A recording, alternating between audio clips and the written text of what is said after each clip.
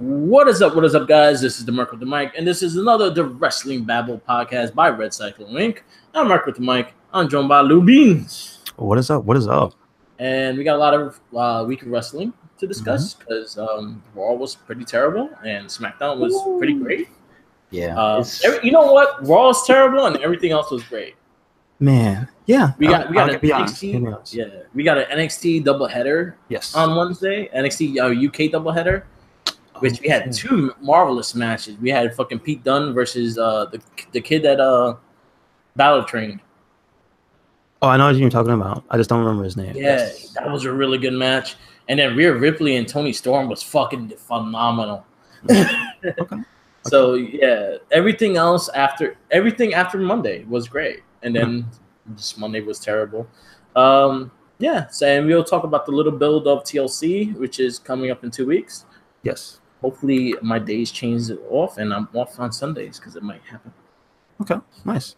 Yes, so more wrestling parties will probably do like every month. I'll probably just host a pay-per-view. All right, I understand. Yeah, all welcome to come. Yay! Not everyone that listens. Not too many. Then you gotta pay. The people of the Babble that does the podcast. But let's start with this horrific Raw.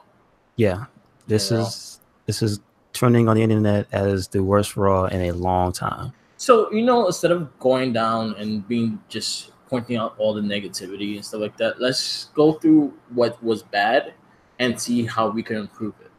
Yeah. I think that would be the better thing. Mm-hmm. So it's all right. So beginning of Raw, I completely forgot what happened. Well, they had a whole spiel about Strowman. Remember they showed him in the hospital? Yeah. So we had a resolution from last week. Mm-hmm. I don't know how you feel about Strowman being out. I mean, if he's hurt, it's good that they use it on the show. That's a old school thing. So that is what it is.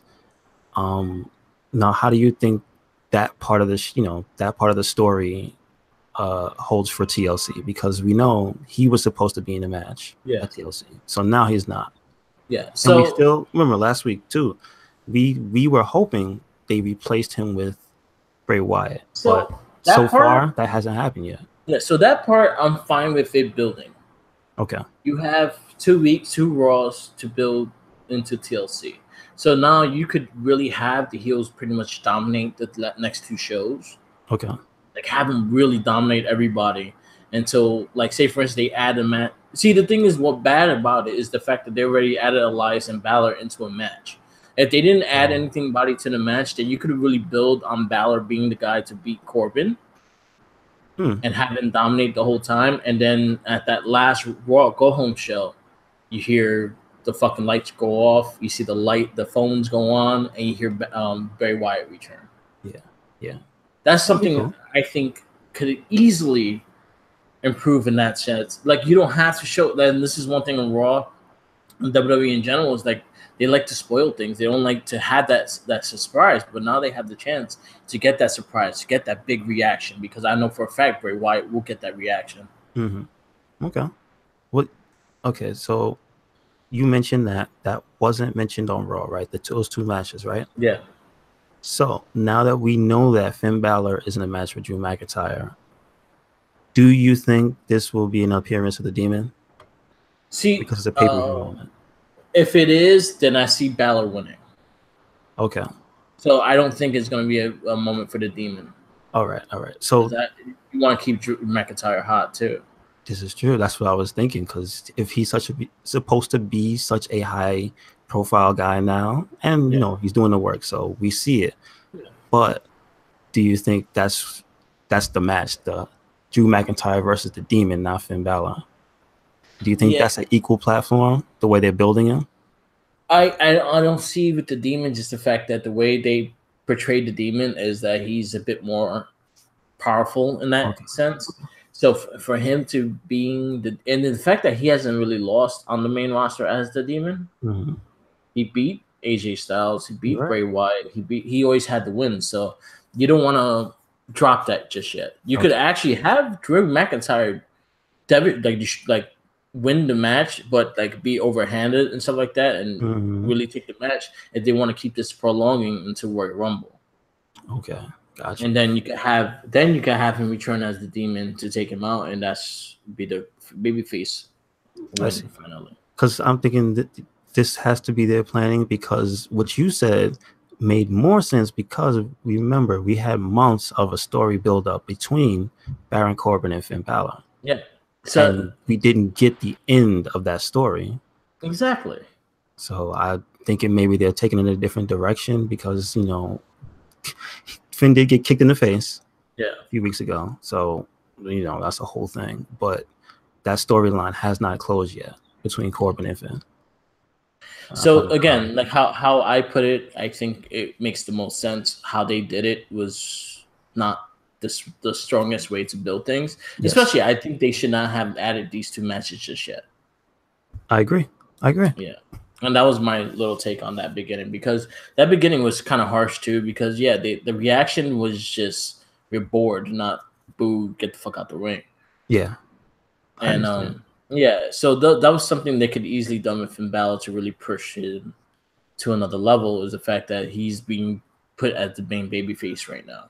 You could use that to help Bray Wyatt come back. When Bray Wyatt come back, he could clear ring. We haven't seen that in a long time. Remember when the babyface returned and he fucking fucked up everybody out the ring? They could easily do that with Bray Wyatt. Yeah, this is true.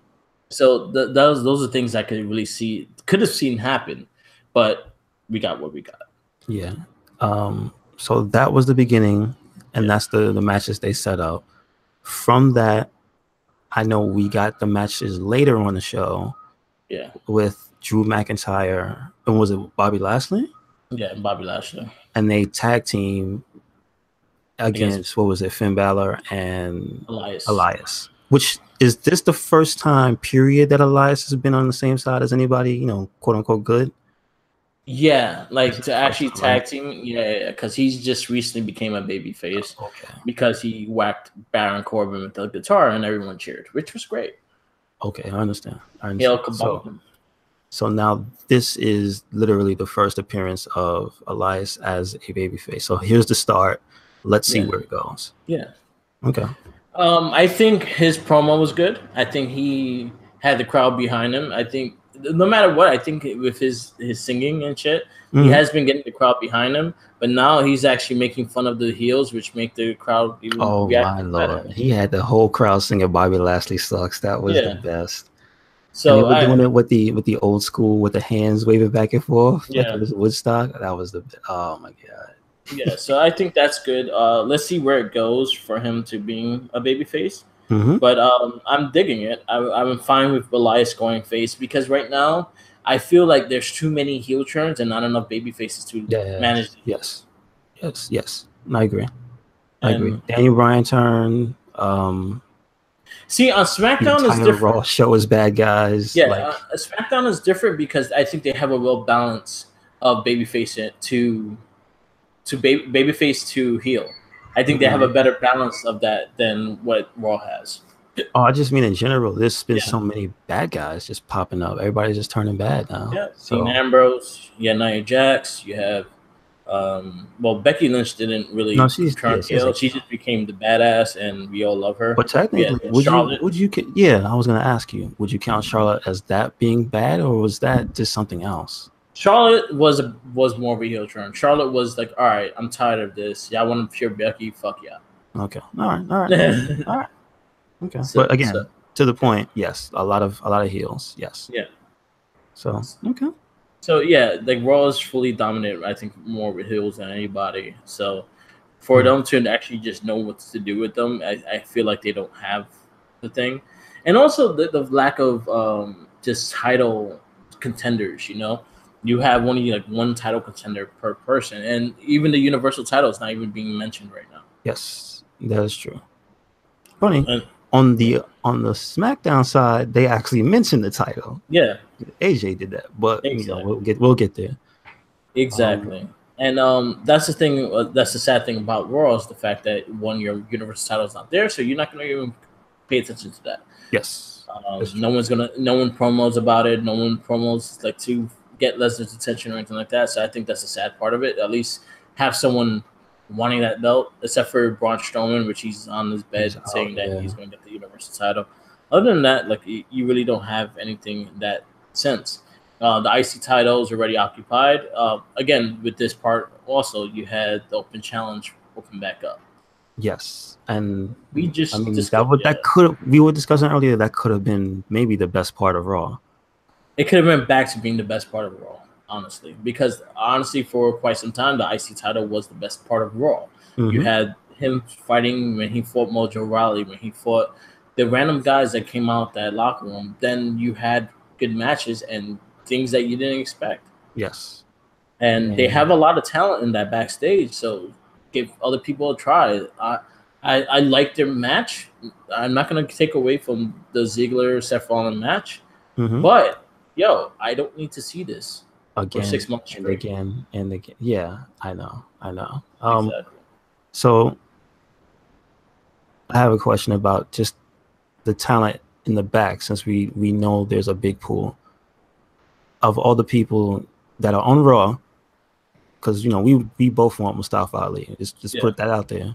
Yeah. But of the people on Raw, who do you think would have been the best candidate to step up? So as I was telling you before we started the show, little by little, like is not seen a lot, but it's been building little by little. Apollo Crews been actually winning matches. He's been getting some wins. He's been getting TV exposure. He's been getting promo time, and he's actually doing good with the promo time. Okay. So I would easily put Apollo Crews versus Seth Rollins. Okay, gotcha. You also have a few other people backstage that could randomly appear. Zack Ryder, Kurt Hawkins, Tyler Breeze. Wait, wasn't Kurt Hawkins out there this week? Yeah, he's part of the Mixed Match Challenge now. Yes, okay. I know I did see him. I was like, am I seeing things? No, but yes, he was there. Okay. You have Tyler Breeze. You have any dudes for the B team. You have Heath Slater. You have Rhino. You have a lot of guys back there that could easily have a one-on-one match with Seth Rollins that could probably be match of the night if you gave them the chance and the time to work. Yes. I would like to see Bo Dallas versus Seth Rollins in a serious match. I want to put that out there. What happened to Heath Slater? Because wasn't it like 2 weeks ago he was asking for like a chance to do something and they just blew. Yeah. And they just kept on moving. Yep.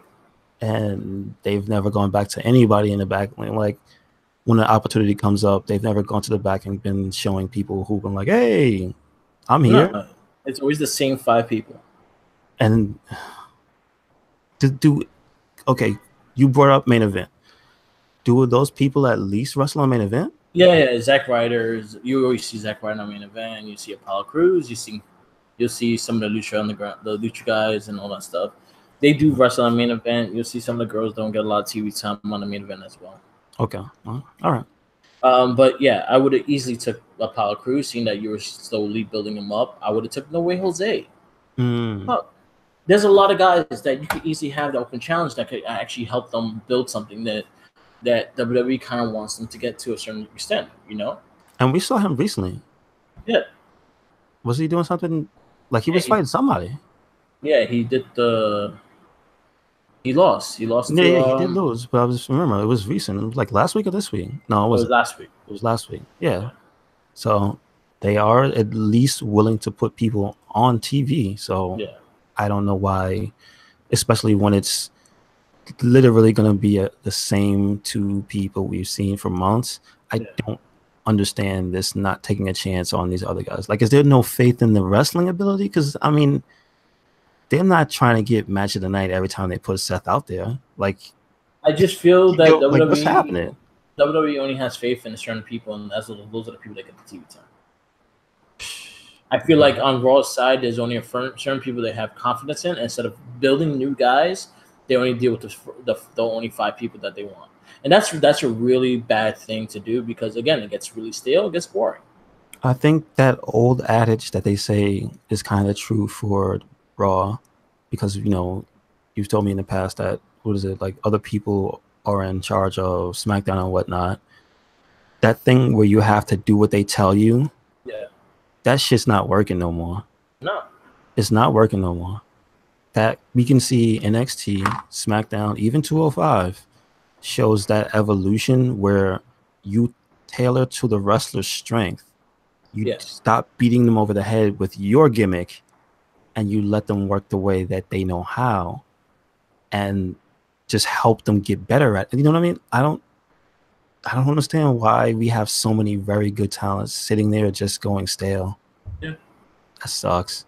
It's a bad thing. It's a bad way when you start building things. You're not going to have Roman Reigns for another maybe year. He'd probably be out for a full year.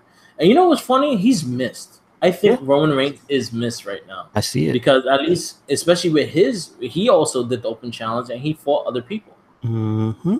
Yep. So you need to have those new matches because Raw is fucking stale right now. Yep. Very and stale. I put the in stale because it is stale. It's not just a nicely stale. No, it's you're putting the same matches, same people in the match every single week. Even the women's divisions every single week. Mm-hmm. You have, you know what's funny?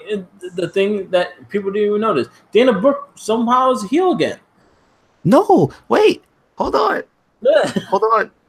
At Starrcade, I just watched it recently. Yeah. She was good. What happened? Yeah. And then she went back to being bad. Oh my god. Yeah, see these things, and you gotta realize we remember these things. Yep. Yes. We remember these things. Fans are not stupid. We realize what you're doing, and it's dumb. Yes. We did have that Starrcade special. It was alright. It wasn't that bad. It was a lot. It was glorified. It was a glorified live show. They just added stuff to it. Pretty good match with AJ and Samoa Joe in the steel cage. That was a really good match. Yeah. Yes, I agree. But again, like you have Dana Brooke as a babyface one night and then going heel the next with no reason. And again, this is the thing that I don't like for people like Dana Brooke. Yeah. Again, when we first started talking about they're misusing her, they're doing the same thing. They're sticking her in a clusterfuck match. Yeah. For her to do her spots, and that's it. If you watch that match, that was a 4-on-4. Yeah. She literally did 2 moves and tagged out. Tried to pin, tagged out. Like those types of things don't highlight your wrestlers, and it doesn't get them better either. No, it does not. I that's what I mean by the Raw side is very, very badly misusing the talents. And we can move on to the Nia Jax thing, the women's, Ronda, Nia Jax. Oh God, it was just the most cringe-inducing thing I had to sit through. Yeah. And again, that's not their strengths. And that trial by fire thing is not working. Like, we already knew Nia wasn't great on the mic, but to put her there on a longer segment where it's fight or flight, you know what I mean? When she has to sink or swim for like, I don't know how long that was. It was like 10 minutes. That was terribly long. Yeah. I feel like if the creative had done something to accentuate her strengths, where it was probably just show up and just like hit somebody over the head with something, or you know what I mean? Like, don't have her out there being like this very disingenuous character, because it doesn't feel, we're, like you just said before, we're fans. We watch this. Don't treat us like we're dumb. Exactly. You could tell she's like, this is not her own original thoughts. This is probably something that was written for her, something that was rehearsed, something that somebody came up to her and said, okay, we need you to talk about blah, blah, blah. But that was terrible. What we got was awful. Yep. Awful. And Ronnie was just as bad. Ronnie was even worse. Just, no. This was terrible. Yeah. I would, and then what I see what happening right now is we're going to have another heel turn at TLC. I mean, listen, I don't know. I don't know what to think. I'm almost on the brink of not giving a shit about the Raw Women's division. I'm getting there. Again. I am getting there. I did like the Alexa Sasha Banks stuff. I thought that was more of a highlight to the point, but then you also have Dana Brooke coming as a babyface to heel. And then you had that in that segment, which is kind of annoying. And I like Alexa in this point because I think she could help with some of the rivalries when they're especially weak on the mic. Here's my idea, is that if she's going to be sort of a heel stable type, like if she may not be in charge of the entire division per se, maybe she can not be like a manager, but like you said, have a few wrestlers under her. Yeah. And she always comes out with them. Yeah. That would be a better thing. And I think like Dana Brooke and maybe a few others that are, not that great on the mic, but just need something else to be there while they're wrestling. Because I still say the best part of Dana Brooke was when she was with Emma. Like for some reason, the dynamic between the two worked. Like they both had matches. And Dana is not bad on the mic. She's fucking great on the mic when she's an asshole, but they don't let her be bad for some reason, even though she's a bad girl. Like she's on the bad woman's side. I don't understand. But they don't give her the mic and let her just go. Yeah. I think in these situations we're finding that some of these wrestlers just can't really do the written stuff. Yeah. And it's not that the talent is low, it's that that's not where they're strong, because we love them in NXT when they were just talking. You know what I mean? Like they weren't cutting promos. They were just people in the back. Well, whatever. But it wasn't this very, very obviously written dialogue. That's bad. So boo. Yeah, it's getting to a point that is just like it's just really annoying. I would not want you know what, I would like to Alexa to be a heel the way she is, like the way her character is it always goes towards a heel, but I would like her to fuck with everybody. I don't want her just to fuck with the baby faces. I want her to like cause so much havoc in the women's division, so when she's ready to wrestle, she can easily get the belt back. Okay. I see that. See, that's something I think will happen. Just cause so much chaos and mayhem. Have Sasha and Bayley line up fighting each other. Have the heels kind of working against each other. Just so like that Royal Rumble spot when everyone's going and attacking each other, eliminating each other, Alexa could just go and eliminate the last person. Yeah. I would do something like that. I would. It makes a lot of sense. Yeah. And it's actually better for most of the people involved. Yeah. Because Sasha and Bayley, there's no tag belts. Yeah. So they're literally just being wasted. Yeah. And then it also helps in that sense is the fact that it's not just like Baron Corbin. Baron Corbin has the two hitchmen now again. Yes. So it takes away from not being just like that, but it's also it's a plan for Alexa Bliss to get the title back. Yes. Yes. So I am fine if they do it like that. That's a way they could do it and make it more interesting. Is the fact that she'll fuck with everybody. Okay. She's not just fucking with the babyface. She's fucking with everybody. She's gonna try to get everyone hurt. So when the Royal Rumble comes, she can win the Royal Rumble easily. At the end of the day, it's all about her and the championship anyway. Exactly. So I think that would be the perfect way to do it with Alexa Bliss. Okay. Another Let's see what they do. Sad thing is the tag division. The tag division is just sad. It's just sad. DOA. Again, take lessons from the WWE SmackDown tag teams that are on TV almost every week and have great promos, have good matches. And it's more than just it is mainly just the three, but you always have the Colognes will pop up and have a great match. You'll have the club come out. They just came back because wasn't one of them hurt? So So they utilize what they have, and this is something on SmackDown side. They do it with everybody. One thing I give SmackDown so much credit and what they did easily is that they involved every woman in this match. So you remember why that everyone that on SmackDown's roster that you actually don't see every day, you saw them today. You're right. And they do that a lot to get the girls face time and then get them involved. And at least everyone's involved to get that title shot. Yes. And they're fighting for a title, not a non-existent tag title, but a title. Yes. So those are the things you have to really do on the Raw side, because Raw is again stale. It's getting to the same zig. Like you have tag matches that don't mean shit. You have a 3-group team that don't mean shit because they can't win anything with a group. It's getting to a point that it's sad, and I feel bad for the talent because Ruby Riott is fucking great. Liv Morgan's getting her own, and Sarah Logan is she's good. She's underrated. Like you have a lot of Royal women's side is good roster. I would almost say if you took out the top 3 women on SmackDown, then it would be pretty much even. If you took out, obviously Charlotte and Becky, but then you have to take out Asuka because pretty much she is better than everybody on Raw. Yeah, but yeah, like you said, the main thing I just want to point out is we see them fighting for a goal, and if you were to watch Raw, it seems that they want you to just see the women wrestling. Yeah. They don't care why they're wrestling. They just want you to see them in the ring. And that brings us to the same shit. Is like, do I want to watch this? Yeah. Yeah. And that's sad. It's sad to do it. It is.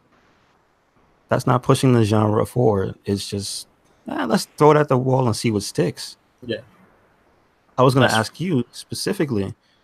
I can't, and I'm not trying to make a joke at it. Can you remember the last time there was a number 1 contenders match on Raw for the Women's Championship? I don't remember what it was. No, I just feel like everyone lines up. I think Nia Jax was the Survivor Series match. That okay.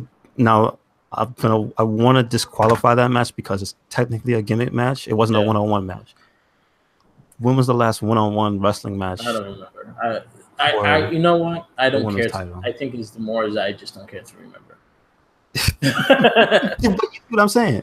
Yeah, I don't remember. Like that whole the thing that we know as the way you get to the belt is obviously, yes, if you win the gimmick match, you understand that. Yeah. But I thought also it matters if you won matches. Yeah. And I thought that when you win enough, you get a number 1 contendership if you won enough matches. But for some reason on Raw, there's hardly ever a situation where anybody just keeps winning matches in a row, except for like 2 or 3 people, to be honest. Yeah. And so whenever somebody shows up out of the blue, like, I'm next for the belt, just like, what? What did you do? Where'd you come from? So it does feel weird. But again, like, even Nia Jax winning that match and being the number 1 contender just feels like they just conveniently wrote a way for her to get the belt back or to be in the title picture again. Yeah. It doesn't feel like she came back, won a bunch of stuff, got, a high placement or some type of ranking, and then just happened to win that. Because then where's the number 3? The one after her. Who's after her?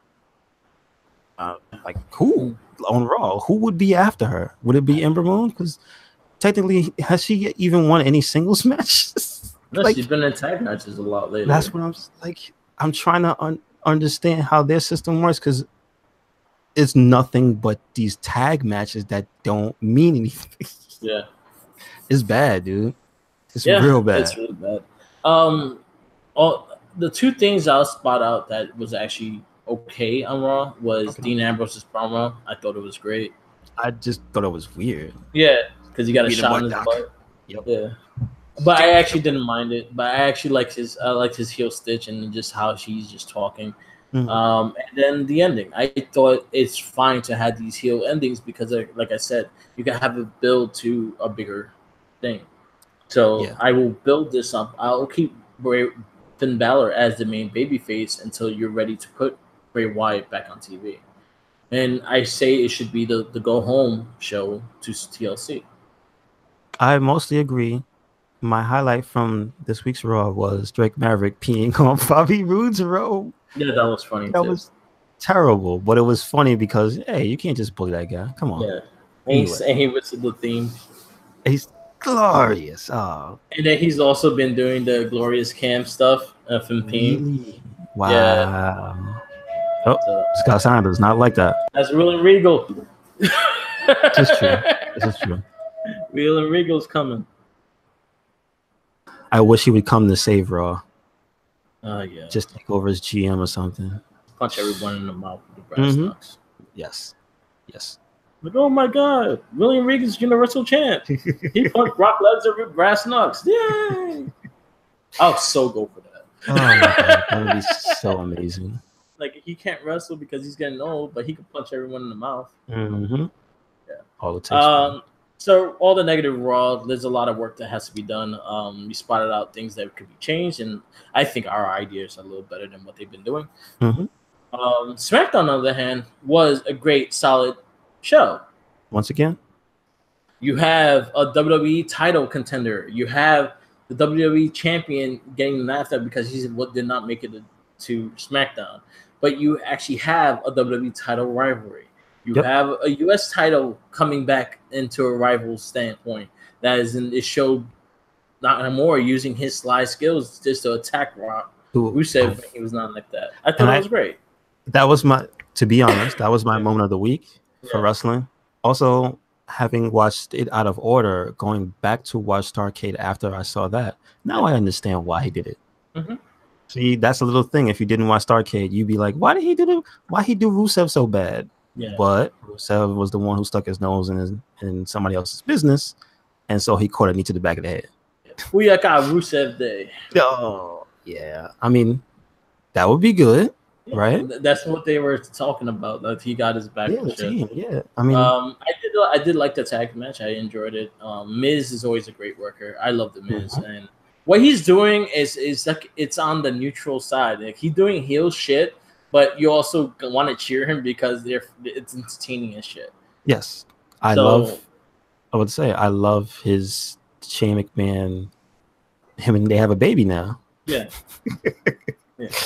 It's that the trophy is the baby. So Miz is again. I feel like Miz needs the WWE title run very soon. I think he needs to be that main guy. For all intents and purposes, I think they're gonna give us what we want. You see who's a champ. You see who's a champ right now. Yeah, and this would be kind of the most ironic twist if the Miz was a face when we got to WrestleMania. Yeah, I feel like Miz will be the face by the time WrestleMania comes. And that would be a hell of a way to do what everybody wanted in a different way. Yeah.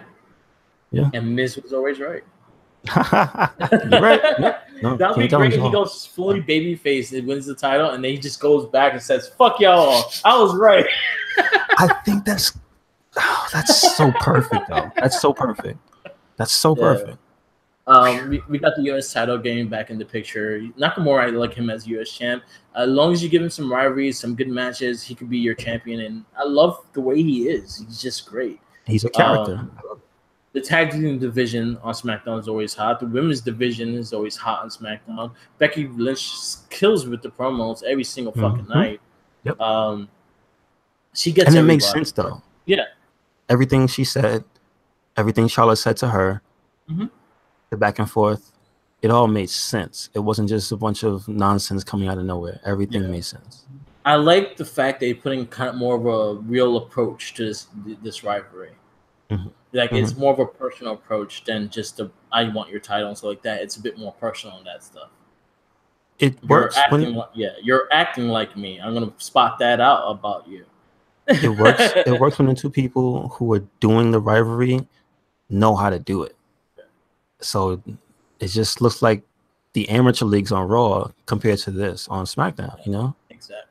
And the thing is, and this is not a brand new thing. Becky Lynch always been great on the mic. The last rivalry between her and Alexa Bliss, I think that was probably one of the best promo rivalries in a long time. The way they just went back and forth with each other, I think that didn't even have to have fights. It had to have their promos, and that's all they really needed. And Alexa Bliss I think her and Becky Lynch are like par with the mic. Like they can sell their match without even having a fight. Yeah. And it's crazy. That's kind of a lost art on Raw. Yeah. But I think SmackDown's doing good. And you know what? I really hate the rumors about Fox wanting Ronda Rousey. Like, yo, keep her ass off of SmackDown. SmackDown would be great. Yeah, I don't like that either. Like, Fox, stop your shit or I won't watch. You know what I'm saying? Don't ruin both shows, man. The other thing is the women's match. I had a problem with the finish. Just the way it looks.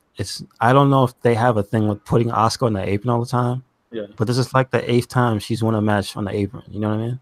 That's true. Like that's something that it's a minor thing, but you could have been more creative with that. That's true. The reason I don't like it is not just because it's the same thing. It restricts what you can do. Yeah.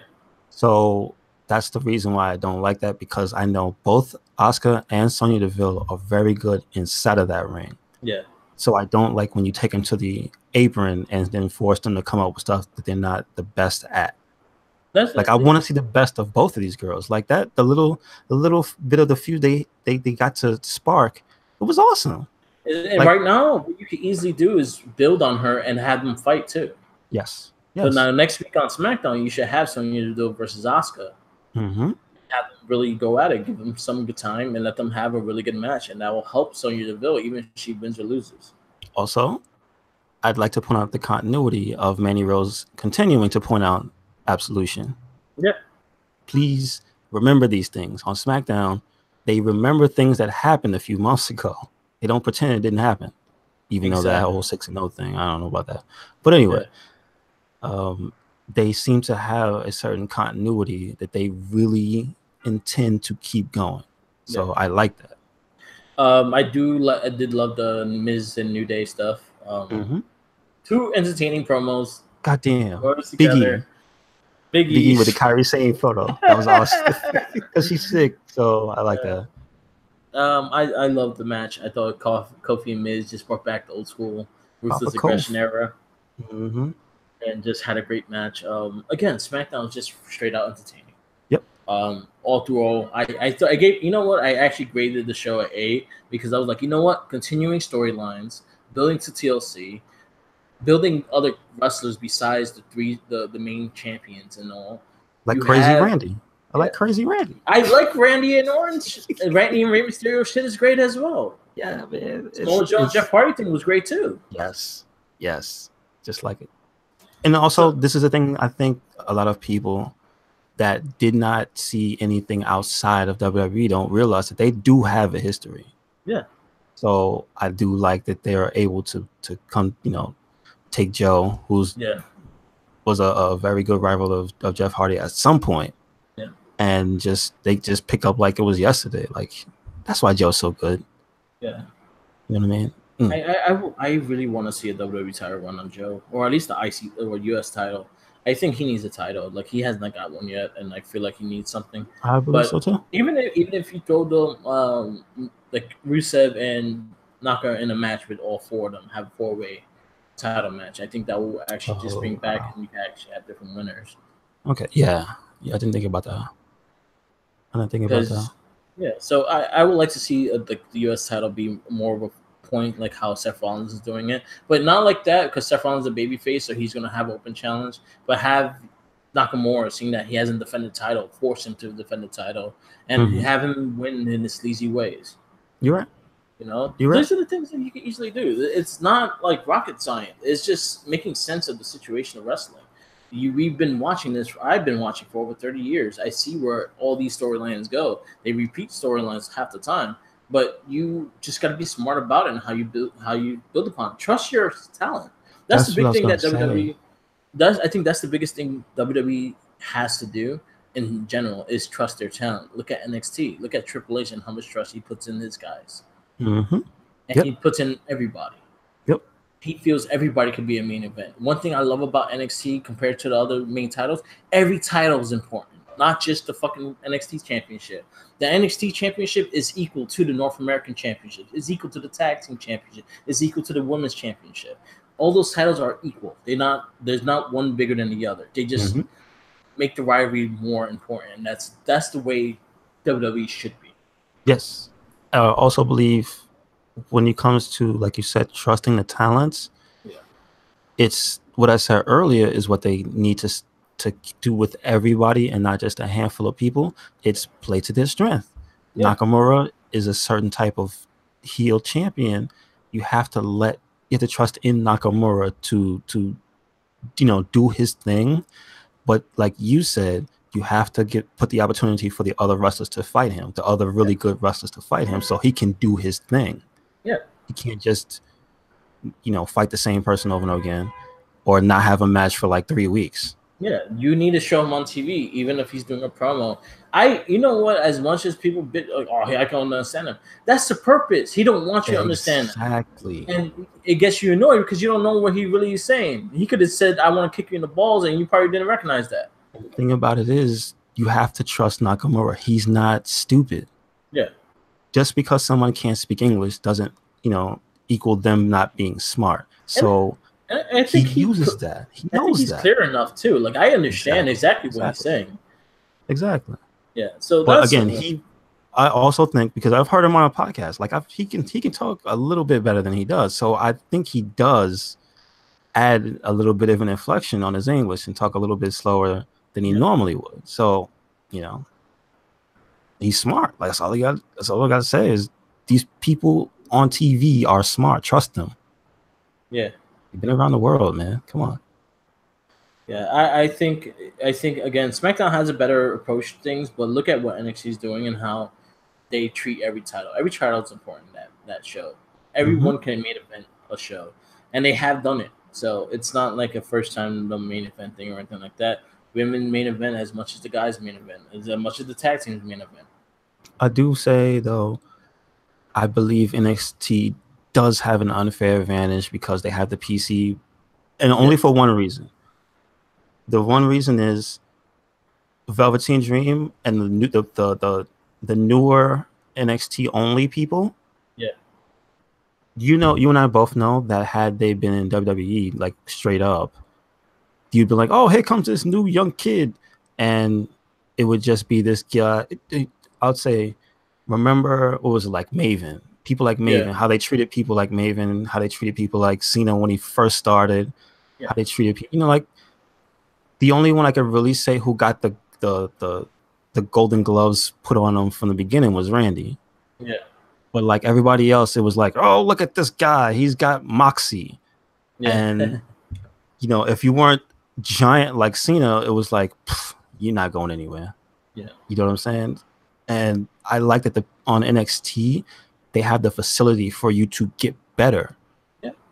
And then you come back to the show the next week and you're better. You know what I'm saying? Like it's almost an instant thing where it's like, remember, he was not Velveteen for a good minute. Yeah. He could have faded into complete obscurity and never came back. But I know, and you hear the stories of him busting his ass in the PC and getting better and better and better. And bam, now we got Velveteen Dream. Yeah. And also he had a bad reputation when he first came in. Don't forget, he is like one of the youngest people there too. Yeah. So I imagine he was young, inexperienced, hot-headed. Yeah. But he had that facility and those people there. Like, so it fucking helps. It really does. Yeah. Talking about NXT had kind of a weird house show-ish thing that they aired. It was not really continuity. It was just an extra house show because I think they just did their filming for the month of December and January. Okay, cool. So they're doing things like that. So you're going to start building to takeover Royal Rumble weekend. Also announced that NXT UK is getting a takeover in the beginning of January. Oh, nice. So they're getting their own takeover as well. We just crowned a new NXT UK Women's Champion. Mm-hmm. Which that match, if you have not watched that match, go watch it. It's an amazing match. Rhea Ripley versus Toni Storm was fucking awesome. Okay, I'll make sure I go and do that. Yes, Rhea Ripley is your new UK champion. Mm-hmm. She has won it about 2 months back, but she's your new champion. Yeah, she's been really solid. I'm really digging her character. She actually shows power. Nice. Nia Jax. Mm-hmm. Mm-hmm. She shows power. Mm-hmm. Yes, that's a big thing. It's a big thing. It's just, oh yeah, I can press you. Yeah. That's the only thing. Yeah, there's a lot of, like you said, it's making it look like an amateur hour on Raw. I'm just saying, everybody else. During, I say honestly, everyone go back and watch that women's tournament. It was great. Very few matches, but every match had its purpose. Every match was pretty great. Mm-hmm. Good. You had like Toni Storm versus that witch chick. I forgot her name. The fashion chick. I don't know her name. You had Zaya Brookside versus Rhea Ripley again, and Rhea Ripley throwing her around like a rag doll. Wow. Really good matches throughout the tournament. Women's champion, you got crowned. I did tell you about Pete Dunne versus damn, I can't think of his name. What is his name? He I looks wish like I knew. he looks like Finn Balor too. Well, listen, NXT. I imagine if you train under Finn Balor, you're just gonna end up with that physique. Yeah. And probably pick up some of his mannerisms. Like, Finn Balor looks like he has never ate a donut in his life. I don't think he does. I think he just thinks about it. That's it. Jordan Delvin. Okay. Jordan Delvin. Yeah. He was in the UK championship tournament. Mm-hmm. And yeah, he's really showing a kind of a heel side of him. Amazing match. Definitely check it out. If you go back a week or two, you had Danny Burch versus Pete Dunne, which was fantastic as well. NXT UK been really good, so definitely it gets overlooked, I think, because of the time it airs. It airs at 3:30, 3:00 in the afternoon. But on Wednesday nights, instead of the Mae Young Classic, they have NXT UK on that time slot. Okay. So you have a triple header. You have 205 NXT and NXT UK. Okay, good. Yeah. 205, I did not. That's the one I did not get to see, but I heard the it was actually pretty good. It was pretty good. We got the last time tag match of Buddy and Tony. Yeah. Cedric and Mustafa. But the opening match, trying to remember. Oh, Drew Gulak had a promo segment against what's his name? I'm the man with the plan. Brian Kendrick. Yeah. And I want to say he's slowly building his character to something that I can definitely see beyond the main roster. Yeah. Because he cuts a promo with a podium in a suit. Mm-hmm. You know, like he's giving a press conference, and so I'm digging that. He has a rivalry with his former, I don't know what you call him, not a mentor, right? Brian Kendrick, where they were the three bad guys, the three gentlemen. It's still damn it, what's the name of the gentleman? Gallagher. Yeah. It's Gallagher. Yes, it's still him and Gallagher as a tag team versus Brian Kendrick and Tozawa now. Yeah. So again, what we were talking about earlier, though, they don't really have so many people on the roster that I think that they need to be doing so many tag matches. I don't know. Yeah. That's the only thing bad about this week. It was just like, why was so many tag matches? Yeah. I think Long came back. I mean, tag. Player. I'm a tag player. Oh, shit. So, yeah. Anyway. I didn't get to watch it. I did hear Buddy Murphy and Tony Nese versus Cedric and Ali was really good. Yes, it was. Yes. And I saw the finish, and I thought the finish was pretty dope. Okay. Yeah. But yeah, definitely watch everything. NXT UK been on fire. You had a pretty good match with Keith Lee versus Lars Sullivan. It was like an old school giant match, which it's funny to really look at it it's to say that they're giants or not. They're not giants like Kane and Big Show. Yeah. They're not 7-foot guys. They're 6'2", and I think Lars is 6'5". They're like old school wrestlers. That's like you said. They're like the old school big guys. Yeah, so they're just wide. Yeah, they're like a Bruiser Brody type, like a Stan Hansen type. Yeah, it reminded me like Stan Hansen versus Bruiser Brody. It was just a big heavyweight fight. Look, but you had some high flying because of Keith Lee, the big motherfucker that can fly. Yep.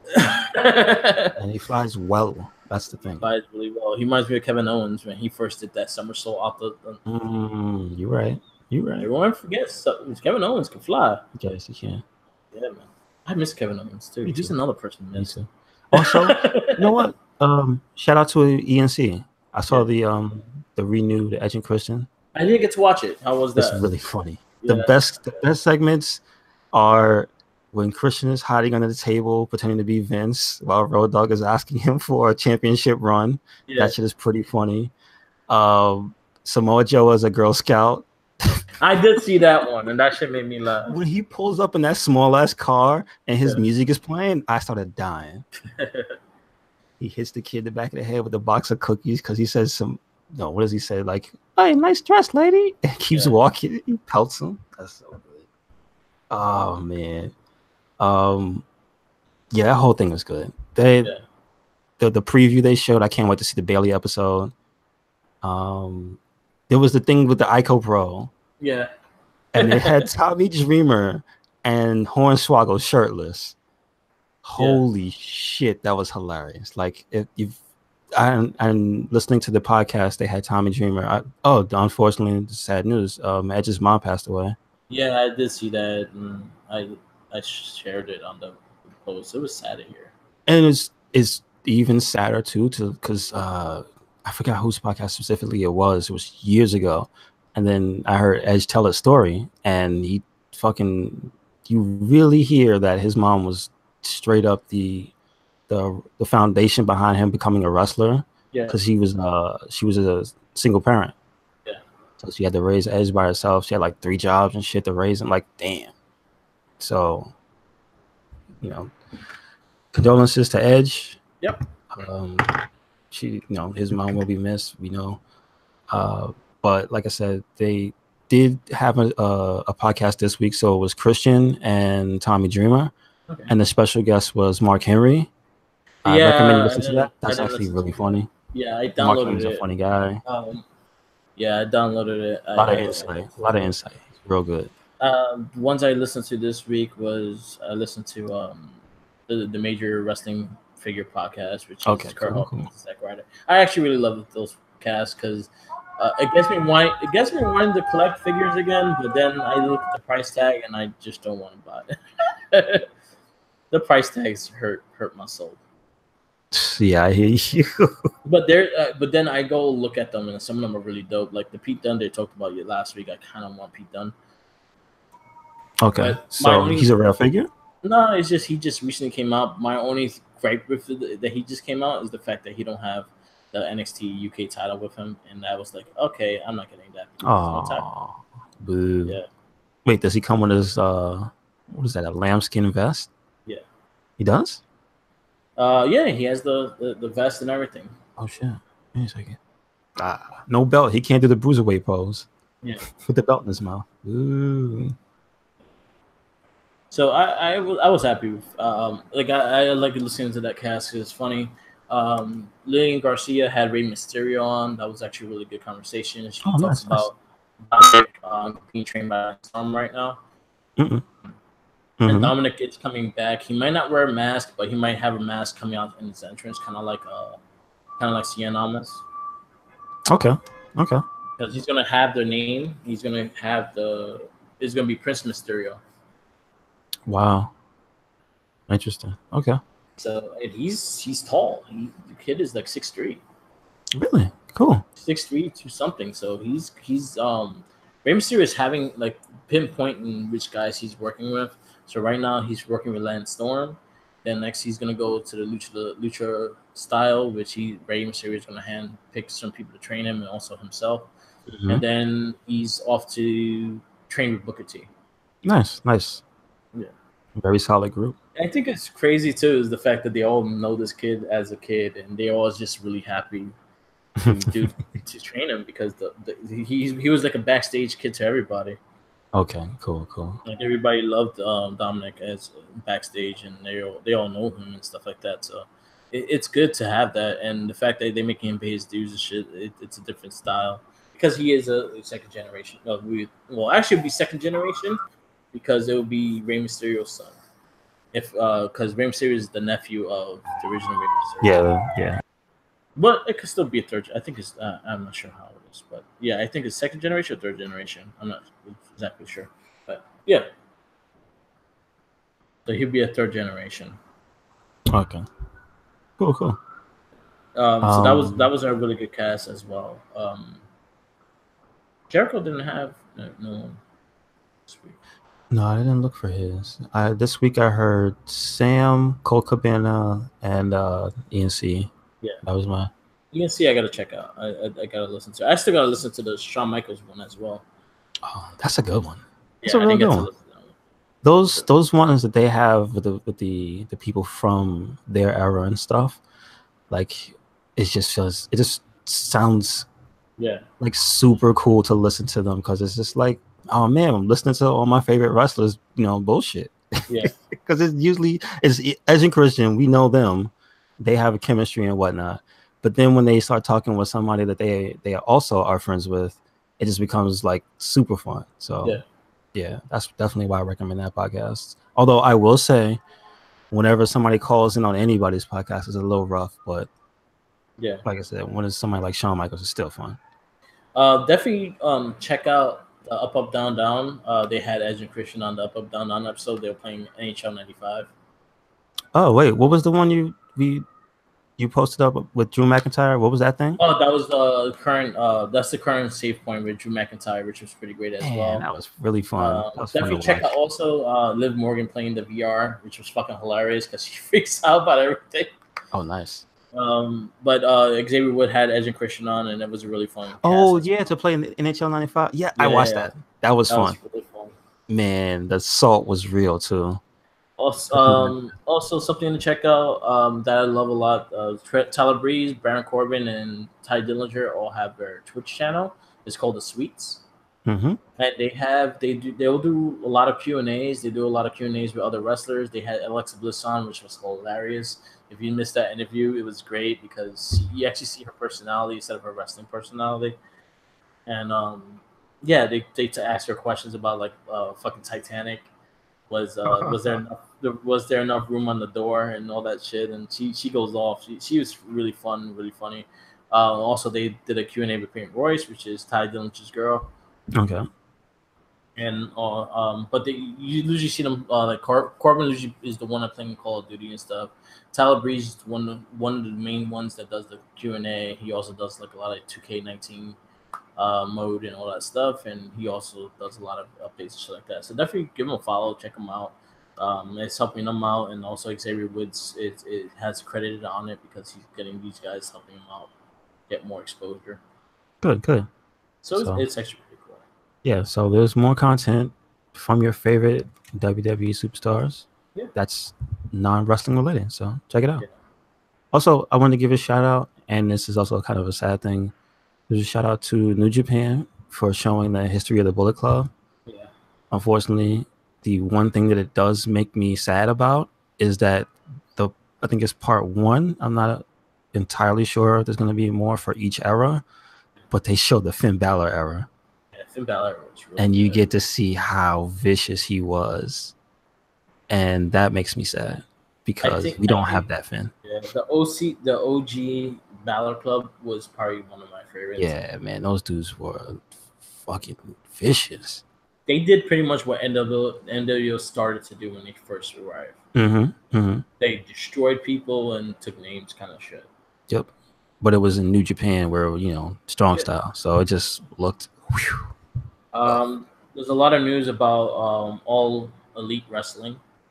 Okay, what's that about? There's not so All Elite Wrestling might be the federation that Cody Rhodes, Jim Ross, Jericho, and the Young Bucks might be starting.